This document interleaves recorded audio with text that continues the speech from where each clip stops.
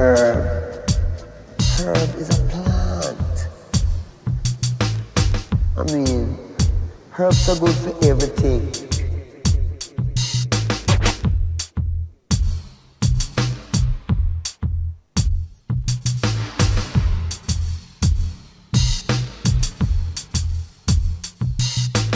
Herb.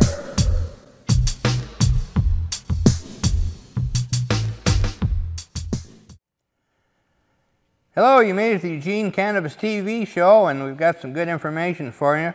The first thing I wanted to start off with, something I believe we talked about before, but it had some technical difficulties, so it was postponed. So the good news is we're going to go again, and you can still participate.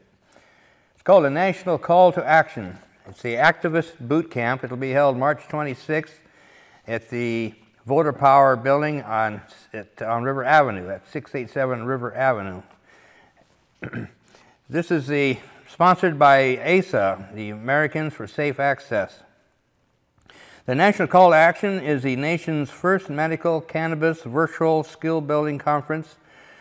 Repledge your commitment to safe and medical legal access by joining thousands of your fellow activists for 2 days of community building, skill sharing, and strategic planning.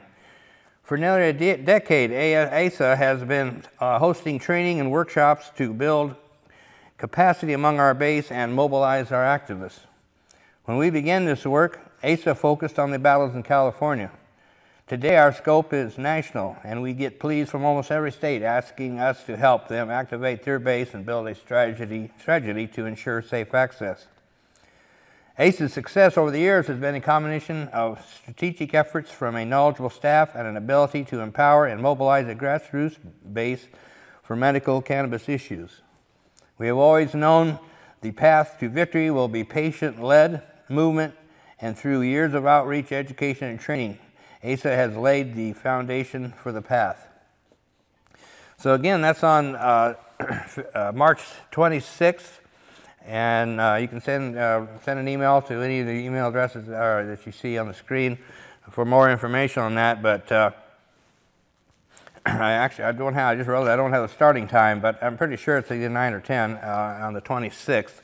So that's a good thing to, if you don't want to get active, this is a good way to start. You'll meet some great people and learn some things that can really, really help the movement. The medical marijuana the medical marijuana program is under attack now that the legislature is in session.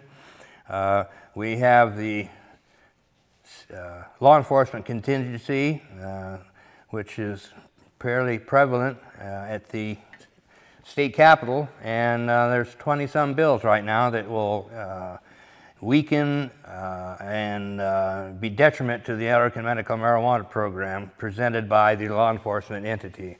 I don't like telling people that. I certainly don't even like thinking of it happening, but the fact is, it's true. We have law enforcement that are acting like doctors that think they know what the medical marijuana program needs, and they're meddling with it. We went to a hearing. If you saw last week's show, you saw part of the hearing that we had and went to in Portland, and witnessed the attempt to take down this incredible program. So we need to fight back. We need people to educate themselves and learn how to defend our program. Some interesting news out of Washington. Seattle Times endorses the Seattle Times endorses the marijuana legalization bill. In an editorial appearing in the Seattle Times, the Washington State's largest circulation daily newspaper, has called on the state legislature to legalize marijuana. Marijuana should be legalized, regulated, and taxed, the Seattle Times editorial board wrote.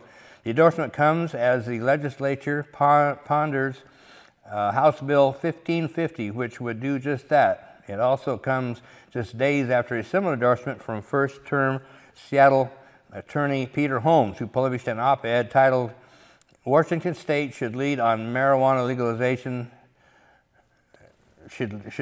Marijuana legalization. So anyway, legalization is within reach in Washington, according to a Survey USA poll released last month.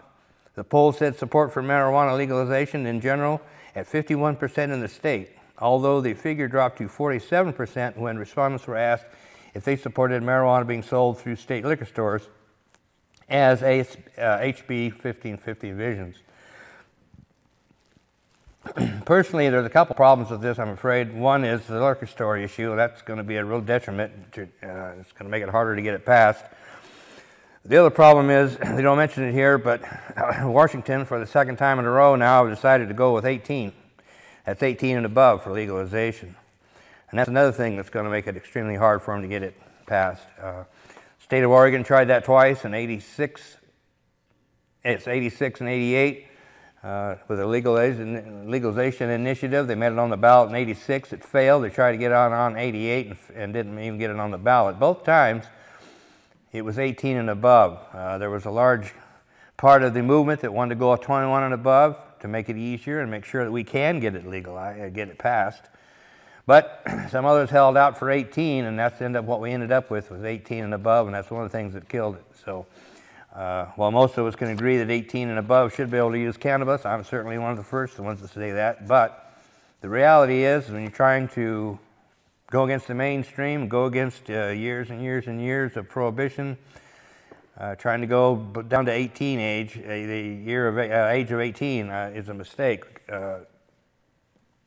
Alaska tried it once also, and they failed, same reason. So I hope they make it, but I'm afraid that they're shooting themselves in the foot. But anyway, it's great that they're trying, and it's at least they're trying. We're doing better in the state of Oregon. I mean, this is incredible. It's the fact that there's even a House bill exists is quite a feature, quite a thing. It's too bad it isn't Oregon, but these percentages sound very similar. A poll said support of marijuana legalization in general is at 51%. That's about what I think that the California polls are showing, and as you know, it didn't make it, so the polls weren't real accurate, apparently. Another thing that happened in Seattle was really exciting. A friend of mine actually went to this and was telling me about it. Seattle's first cannabis farmers market attracts several hundred on Sunday. As at most farmers markets, table after table came stocked with goodies, touted for their locally grown, healthy, organic qualities.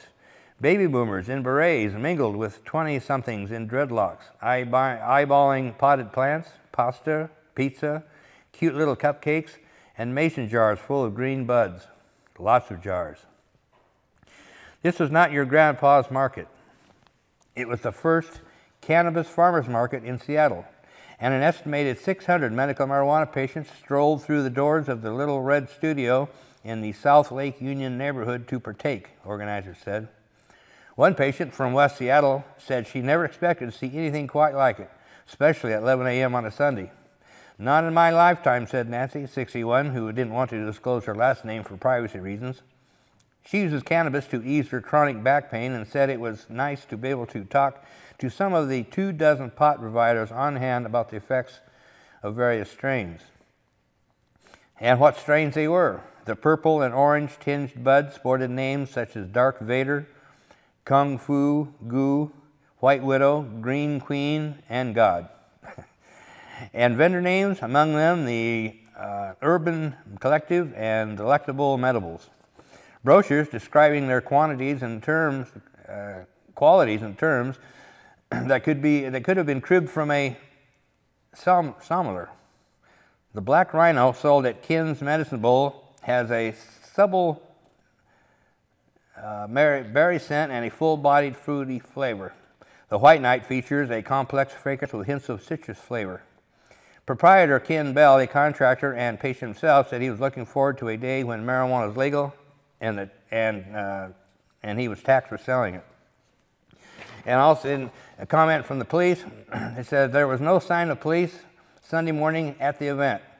It's not a big deal, police spokesman Sean Whitcomb said in an interview before the event. Our priorities are a reflection of community priorities. So that's another hopeful sign happening north of us up in Washington. So again, they're taking the lead, and I'm glad it's happening somewhere. So, and then California. Now this is a little bit. I'm back on the negative side. That in California, says North Coast banks are thrust into the Fed's war on drugs. Federal regulators are instructing North Coast banks to scrutinize their customers' financial transactions for signs of money laundering and drug deals, the result of the region's reputation for marijuana production. The little-known policy has drawn local banks into the war on drugs, forcing them to spend time and money searching for evidence of illegal activity. To avoid the hassle, some have simply closed the bank accounts of medical marijuana dispensaries, which were authorized by California voters in 1996, but remain illegal in the eyes of the federal government. Evidence of the policy emerged last month when the largest bank in Mendocino County notified shareholders that federal banking regulators were requiring it to closely watch its accounts because the North Coast had been designated a high-risk area for money laundering. Savings Bank of Mendocino County was ordered to more closely monitor deposits, withdrawals, and transfers by its customers, said Charles Mannon, chief executive of the Ukiah Bank. This area, in general, has been targeted by Washington because of the amount of cash that comes out of here. Advocates for medical marijuana complain that pressure by regulators has resulted in bankers terminating the counts of pot dispensaries operating legally under state law. Mike Johnson, co-founder of a medical marijuana dispensary in Ukiah, said he has been forced to leave 2 banks since October is now on his 3rd account. It's a huge problem, Johnson said. I operate a legal dispensary and need a bank account to stay in business. Wells Fargo closed his account in October, and then Umpqua Bank closed his account in December, he said. Johnson didn't want the name of his business or current bank mentioned because he was afraid his account would be closed again. In a letter sent to U.S. Secretary Timothy Geithner, 15 members of Congress wrote that they did not want regulators, quote, targeting or pursuing institutions whose account holders are involved in a business ostensibly operating in compliance with a state medical marijuana law. The issue has become a top priority of medical marijuana advocates, said Karen Woodson, a government affairs director at Americans for Safe Access, the nation's largest medical marijuana advocacy group. I just can't imagine with all the banking problems right now that eliminating the bank accounts of medical marijuana customers is a top priority to regulators, she said. The Savings Bank of Mendocino County was the first North Coast bank specifically ordered to improve its compliance with the Act, which was established in the early 70s to detect money laundering and help prosecutors fight organized crime.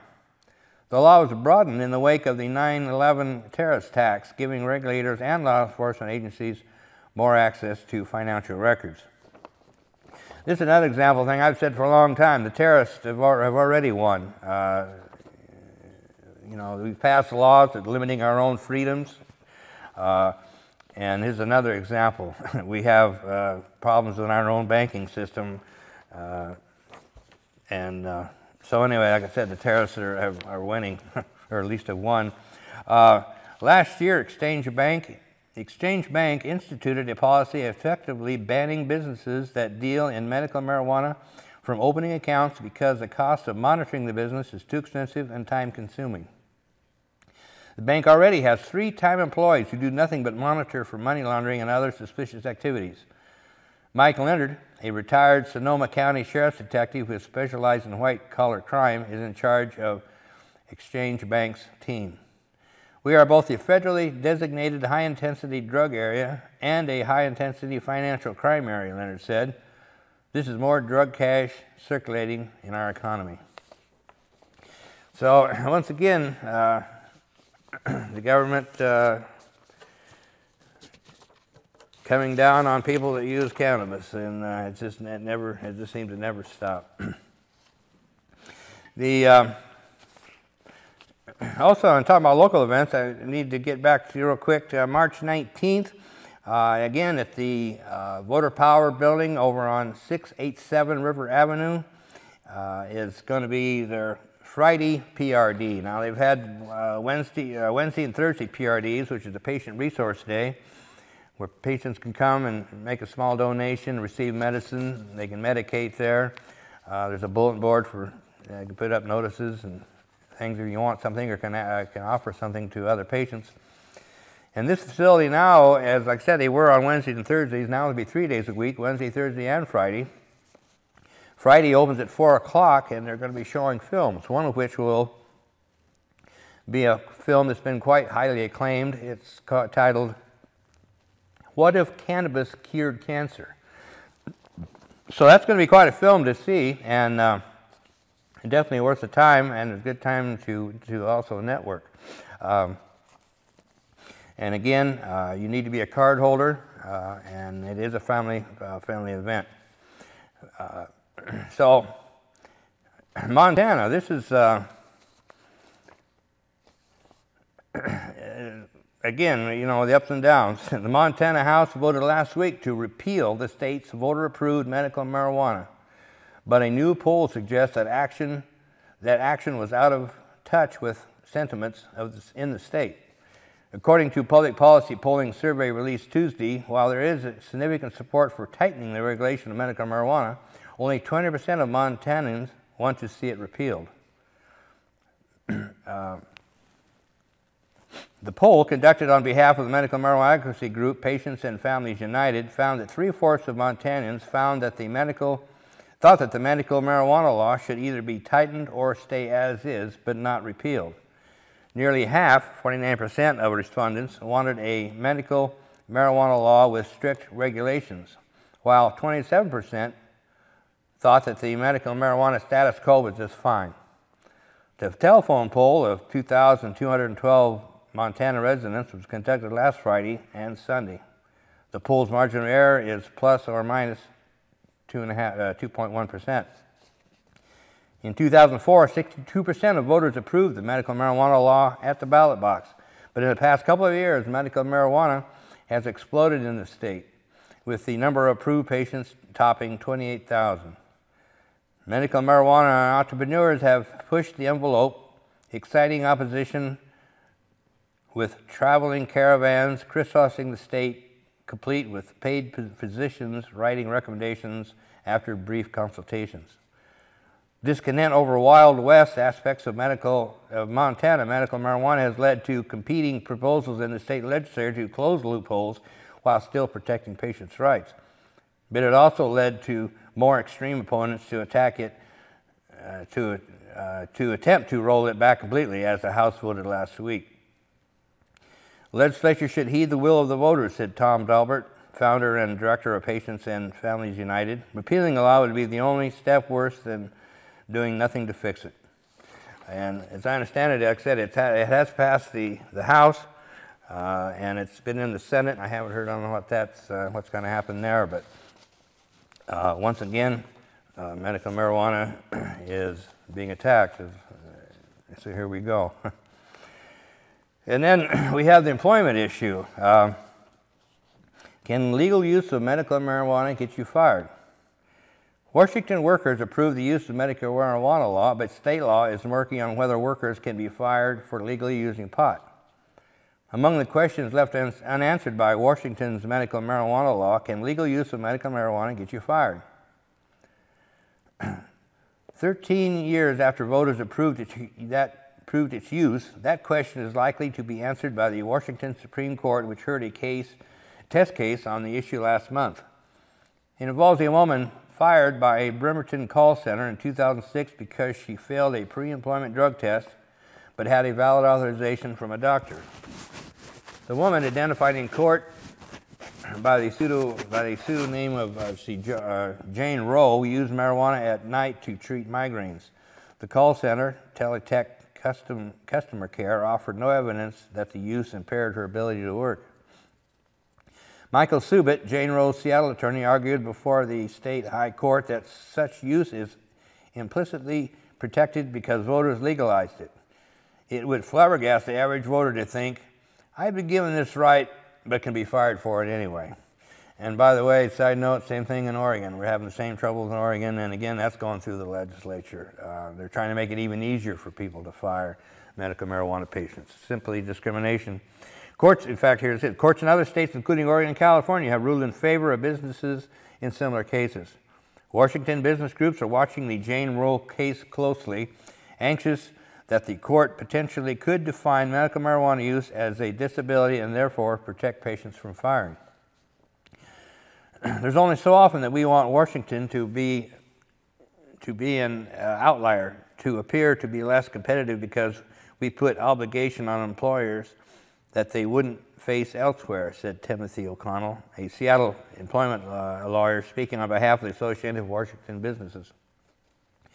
Citing a recent letter from Idaho's governor seeking to woo local businesses, O'Connell said, "Do you want the governor of Idaho to give another paragraph to send to employers here?" Courts favor businesses. As the medical marijuana movement has advanced through the country, employment projections haven't always followed. Rulings from the California Supreme Court in 2008 and Oregon Supreme Court in 2010 both upheld the right of employers to fire employees for use. And a federal district in Michigan last month upheld Walmart's firing of an employee, a legal user under Michigan's medical marijuana law, when he failed a drug test administered after an on-the-job accident. And I remember this case too, and by the way, this person was an employee of the month, I think the month before this happened. So it's interesting, he went from employee of the month to they fired him because of his medical marijuana. It's, well, like I said, the trend is troubling, said Chris Herms, a spokesman for Americans for Safe Access, a national medical marijuana advocacy group. Several states that recently passed medical marijuana laws, including Rhode Island and Arizona, have employment protections, but most of the 15 states allowing its use do not. We hear reports all across the state of instances of employment discrimination, and the remedy is extremely limited. A sweeping bill introduced this legislative session in Olympia included employment protection, but that provision was stripped out as the bill, which would legalize and regulate dispensaries and commercial grow operations, advanced to the state Senate.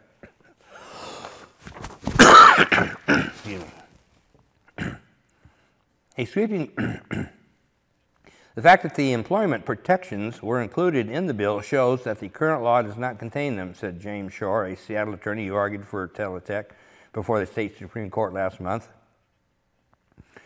If one is seeking to create workplace rights, the legislature should put it out front for the voters so people know what it's all about. The initiative passed by the voters was never intended to create workplace rights. The Jane Roe case began in 2006 when a woman, then a married mother of two in her early 20s, began having severe migraines. In an interview, she said she tried medications that made me whacked out of my mind. The woman, who declined to be identified for this story to protect her children and her future work prospects, said she never had used marijuana before. She turned to it as medicine. After obtaining an authorization from a clinic specializing in medical marijuana, she began taking small doses, often with tinctures, a marijuana-fused alcohol, before sleep, and never in front of her children. The migraine, she said, largely disappeared. She had already worked for Teletech, a Colorado-based firm that handles customer service for Sprint from its Bremerton facility, once before, and applied again knowing she'd have to pass a drug test. She said she offered to show the company her doctor's note, but the offer was declined. In court records, the company said its contract with Sprint required drug testing and makes no exceptions for medical marijuana. It was very humiliating to me, she said. I'm not some dope smoker pot lady. I'm a good mom. She lost in trial court, and the Court of Appeals sided with Teletech, saying the state's medical marijuana law only gives a defense against criminal charges. She now waits for the Supreme Court, which often takes months to decide complex cases. Meanwhile, she earned a 4-year degree in hospital administration and has worked at firms that don't do pre-employment drug screening. Well, I wonder where she found that. Wow, that's hard to find anymore. If necessary, to land another job. She said she would stop using medical marijuana and suffer the health consequences, but she said she shouldn't have to. People shouldn't have to choose between their health and their employment for such a valid reason as medical marijuana. So again, that's in Washington, so there's a lot happening all around the country, and especially here in Oregon. The legislature is in session, so please pay attention and participate. because we definitely need to fight back to save our program and also to save our freedom. So stay tuned. Next show, I'm going to have some great letters to the editors in response to some of the things that are going on in Oregon from some of our colleagues. One named Laird Funk out of Southern Oregon is the main one. We've got some great letters coming up. So anyway, that's all I got for you tonight. So I appreciate you stopping in. And if you have any questions, please get a hold of us. We're out there to help you any way we can. And also we're trying to fight for the freedom of all marijuana users. Thanks a lot. You got Dan or DanK, whoever you want to call me. I'm here. I'll always be here. Thanks.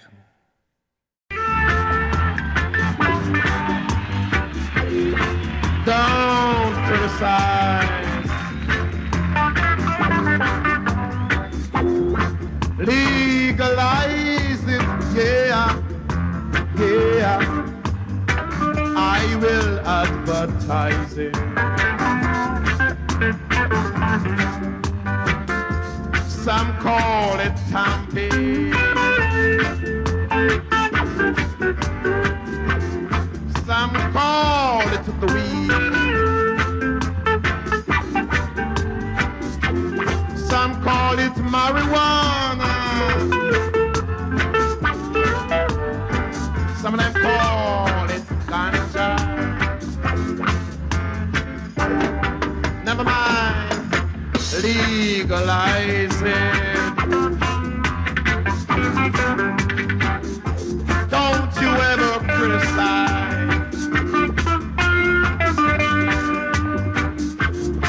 Legalize it, yeah, yeah. I man will advertise it.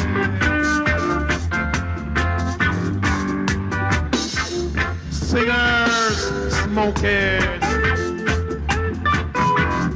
and the players of instruments too.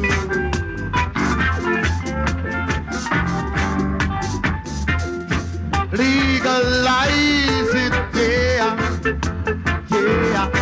That's the best thing you can do.